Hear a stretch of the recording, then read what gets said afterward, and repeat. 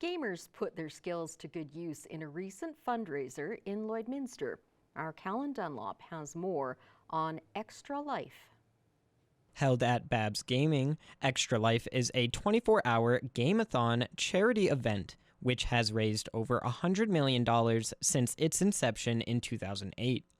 All money raised goes towards the Children's Miracle Network hospitals. Quinn and I have been doing it for about 11 years, and then we've kind of slowly accumulated some members and got some more people on board. So there's some people here who've been, so Quinn and I have been here for 11 years. There's some people who have been 5, 6, 8. So we've got quite a few people that have participated in this event before, and we also have some newcomers this year as well.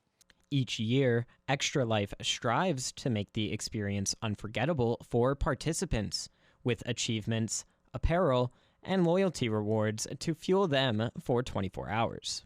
As the team, we have set the goal for $9,000, and as it stands right now, when I checked last, we were at $2,900, so we're getting we're about a third of the way there. My grandson was born prematurely, so he had to utilize the facility in Saskatoon, the Jim Pattison, and so I raised funds for them, and previously to that, I would raise funds for the Stollery out of Edmonton.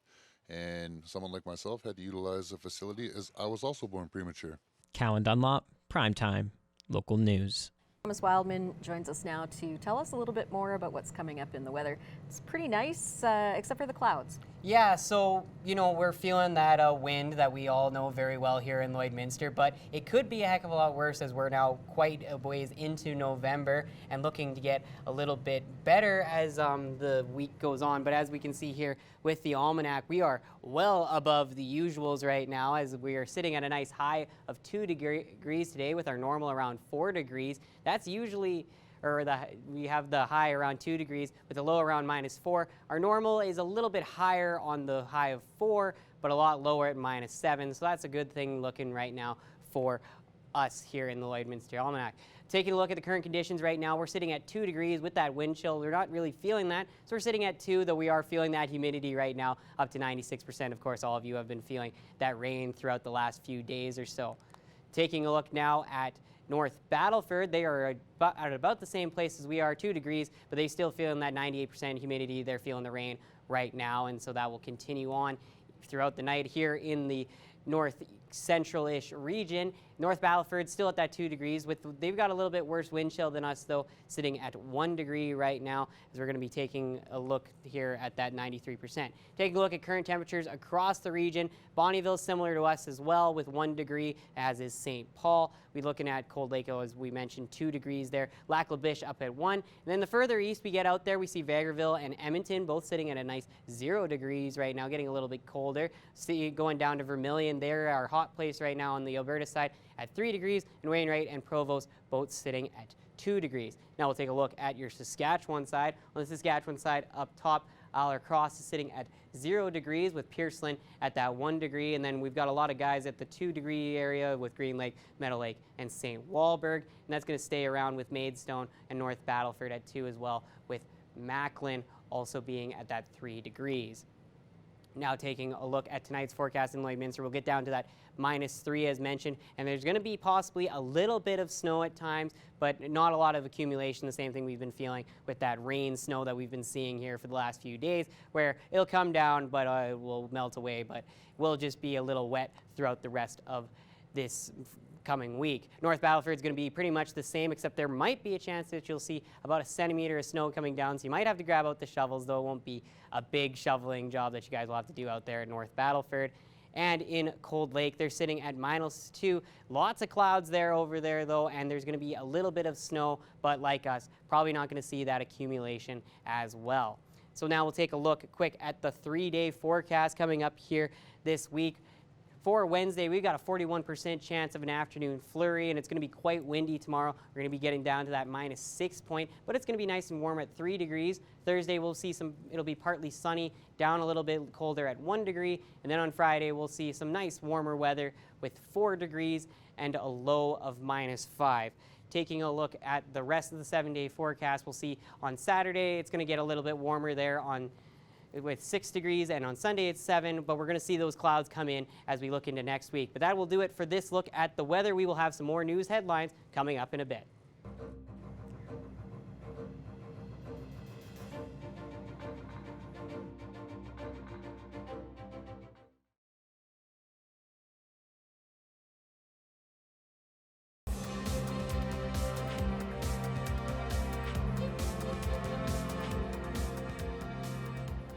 The Holy Rosary Raiders are preparing for Tier 3 provincials this weekend, where they'll take on the Whitecourt Cats at home in a must-win game. Our Thomas Wildman has more.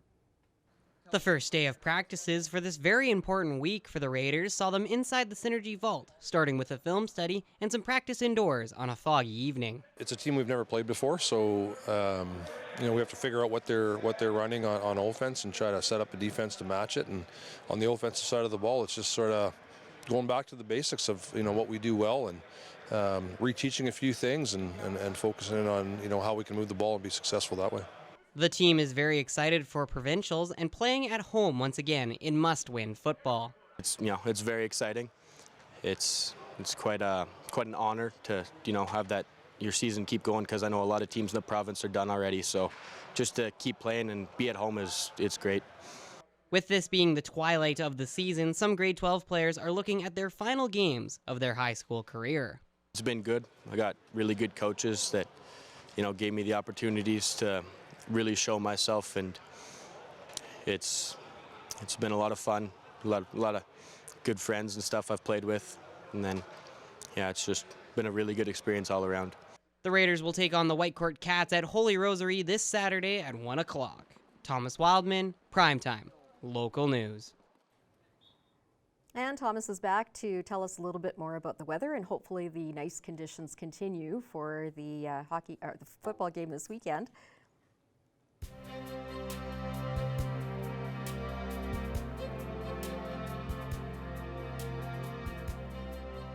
While taking a look at our radar here, I'm just going to glance over to my right here. As you can see down below here, we're not really going to see it here in Lloydminster. I'm, of course, covering it here. Just let me back off here a bit. But it is going to be just a little bit south of us and into our Saskatoon. So if you are traveling here on Wednesday, we're going to see that severe-ish, bluish bit there. It's going to be definitely some rain and snow mixed in as we look throughout the rest of going into tomorrow. Now taking a look at the current temperatures up north here, going in the kind of central region, we're looking at Edmonton. They're at that 0. And the further west we get, the way warmer it is. Down at Rocky Mountain House, they're sitting at 6 degrees right now. Red Deer's a bit more normal at 3 degrees, but Edson and Jasper sitting at a nice 5. Whitecourt at 3. Our cold place, though, and unsurprisingly, is Athabasca sitting at -1.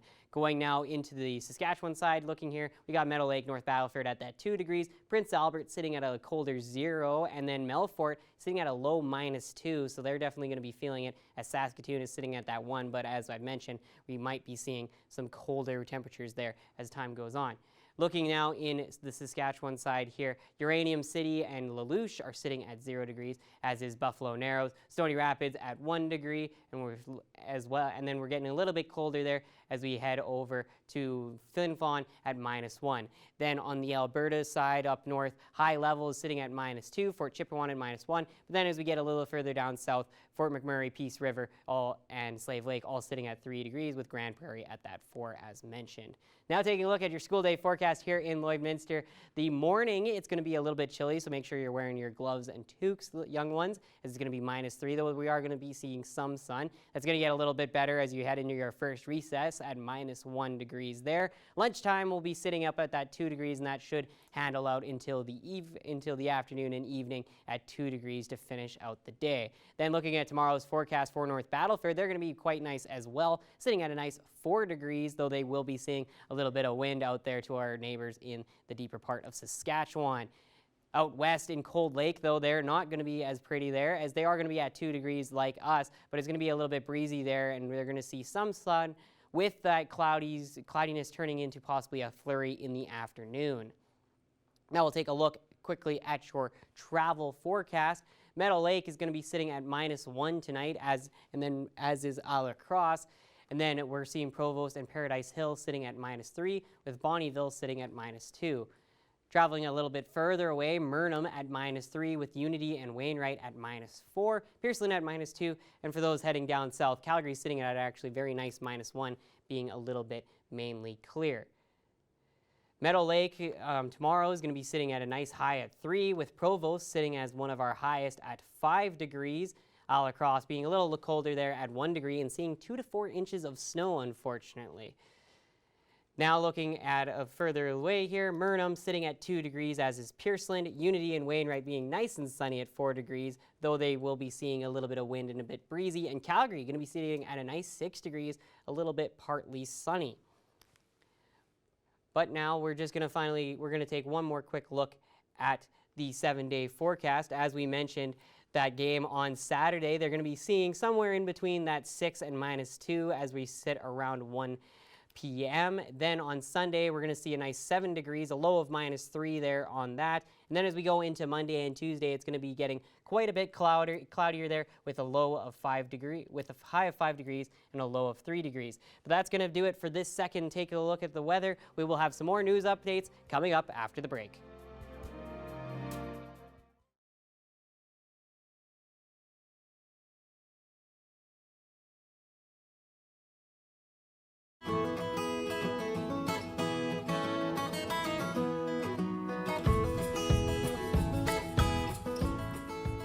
I'm back at Border Paws Animal Shelter for another edition of Pet Project, and today we have Marty here. He's 8 years old, and he is quite intelligent and knows a ton of different tricks.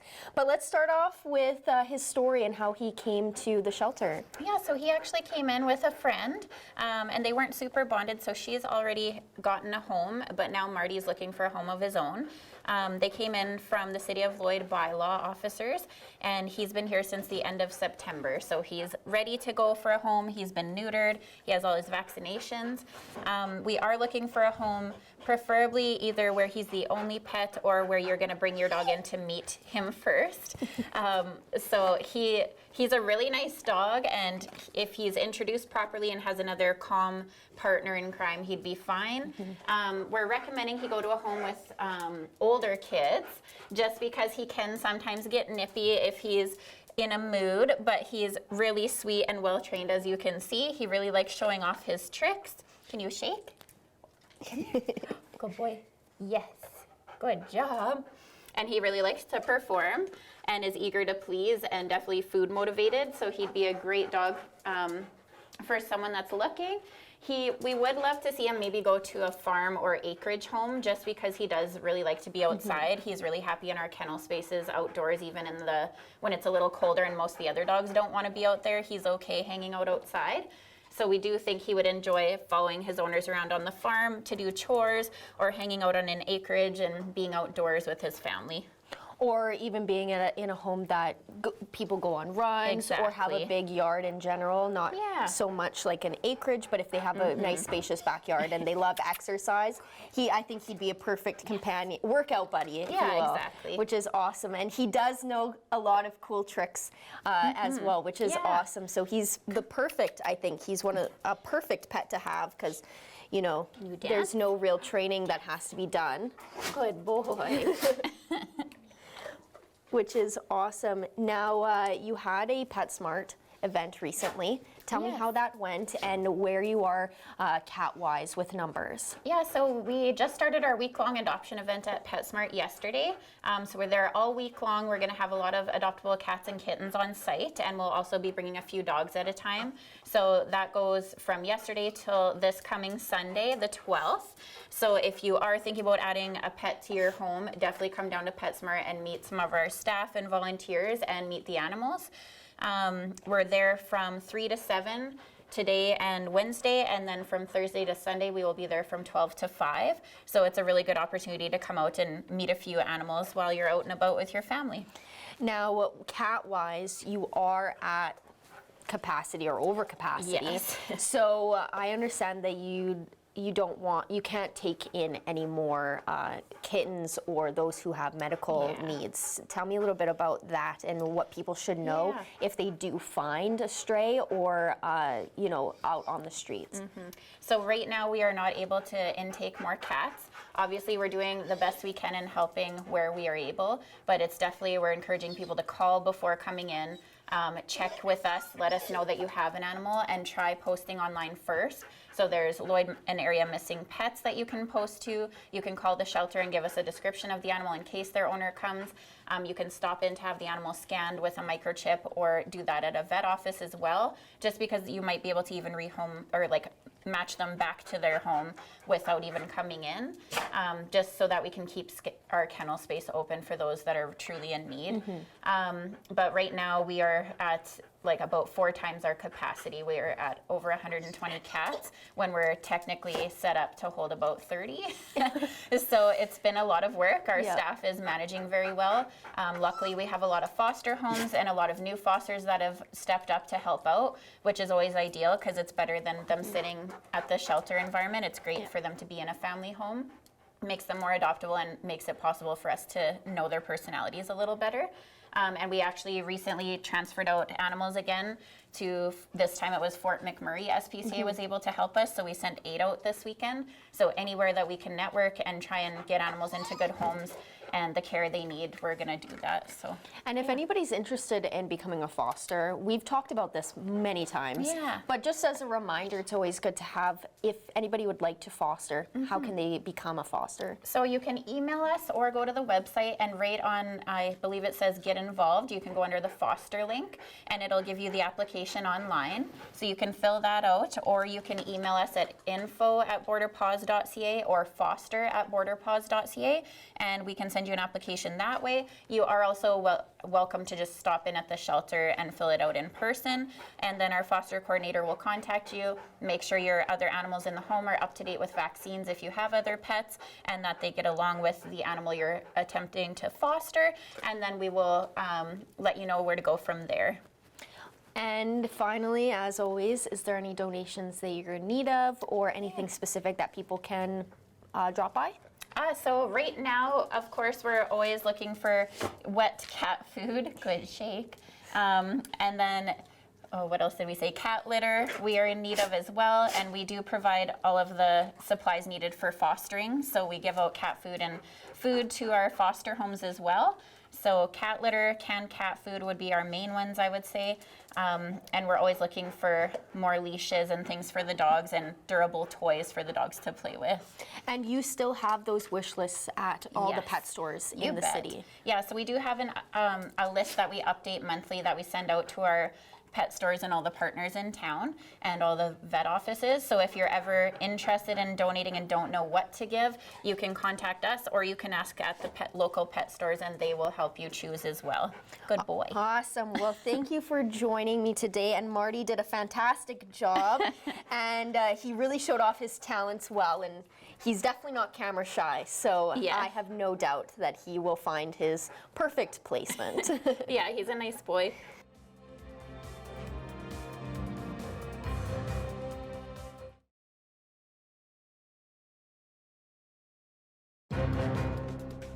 Furniture set and design supplied by Furniture Gallery, downtown Lloydminster. Well, we have some very exciting news that we're going to share with everybody today about a musician who used to live in our area. Paradise Hill has now moved on to bigger and better things in Los Angeles. Novel, thank you for joining me once again today.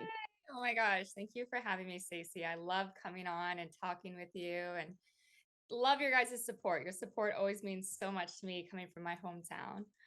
Well, we really want to let everybody know we have a lot of exciting news, but first of all, let's start with the big one. The fact that you're going on tour starting this weekend, actually. I know.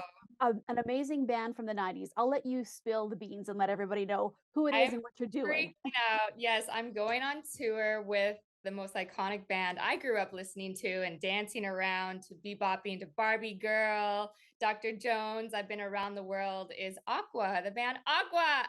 I'm freaking out. I'm so excited. I have no words. I don't think it's hit me yet.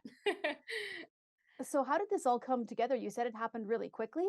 Yeah, it did. Well, I saw them when they came to Los Angeles and they did a little pop-up. And I remember just looking around and being like, wow, this is so me, such like my style, the color, they're really fun. Lenny, the lead singer, we're very similar. And I honestly just looked at my boyfriend and was like, I'm going to open for them one day. And I don't know if I just like manifested it or something. And they didn't even announce that they were going on a tour or anything, but this is their first like world tour coming to America. And so I feel so great that I get to go and like open for them. I don't even think they have another opener. So I'm so grateful that I get to do and a couple shows here and there. But my agents, have been working alongside them, and they hit me up and was like, Aqua loves your vibe. They think you're a perfect fit, and they're wondering if you'd be down to do these dates. And I probably dropped the phone. I'm there like, hello, hello. And I was like, yes. The answer is yes. I'm so excited. So I instantly, started training, and I've been, in rehearsal every day, just bringing that elaborate novel show to that next level, so I can meet new fans out there and travel and, everyone get to know the novel I am. Well, and your first date is this weekend already, and Yeah. you are going with them through some big cities. So Yeah. Seattle is the first one, is that correct? And then Yeah. what are the other ones? Yeah, I go to Seattle, then we're hitting San Francisco, and then we're going to Riverside, which is about an hour outside of Los Angeles. And then we're hitting San Diego, and then coming back, and I'm doing the Hollywood Palladium in Los Angeles, which is a huge, huge venue. So I'm really excited. Yeah, these venues hold like 6,000 people. So I'm just so excited. I don't think it'll hit me until I'm on stage and seeing everybody's beautiful faces and everything coming together. But yeah, we got a great show, and I feel like it's just the beginning for me. Well, I know you've worked so hard for this novel, and we have even more news because as this all came together, you also have a new single coming out this week, Diamond in a Haystack. So tell me about that. Yeah, Diamond in a Haystack. It drops actually tonight at 9 p.m. Pacific time. I'm really excited. I was in the studio. This producer, he's a Grammy award-winning producer. He heard my original song, Big and Rich, which I know was a fan favorite of everybody's, and he really wanted to work with me. So he DM'd me, and I was like, I would love to work with you. And I went into the studio, and I just sat down and I told him my story. I was like, I'm from a prairie village of like 490 people. I always felt different, like I didn't truly fully belong there, almost like a diamond in a haystack. And he was like, that's what we're going to write about. So I was like, this is such a fun concept. It's kind of like going back to my home roots. And when I go back to my small town, they probably don't recognize me as much in my Gucci shoes or like my more elaborate lifestyle. But always reconnecting with the people back home. There's something about people back home that's so humbling that I just love. And there's such a strong connection with the people back home that I don't think you'll ever take away. So I thought that was a really fun concept to write about. You always have that one person when you see them, it just feels like home. So that's kind of like what Diamond in a Haystack is about, going back and reconnecting with the people. And just letting them know that I was that diamond in the haystack, and no matter what I've been through, going back will always reconnect. Well, you have so much happening here towards the end of the year novel. Is there anything else that's on the go, or is this going to be enough for you for a while to kind of get through to the end of the year and then start with some new stuff in January? Or do you have even more stuff on the go? I'm actually sneaking out one more single, and it's dropping in November, end of November. It's called Whiskey with Waffles. So I'm kind of ending the year with this kind of pop country. I mean, it's very pop, but kind of has a little twang vibe to it because everyone seems to really like Big and Rich and now Diamond in a Haystack. So I'm kind of ending this year with that sound.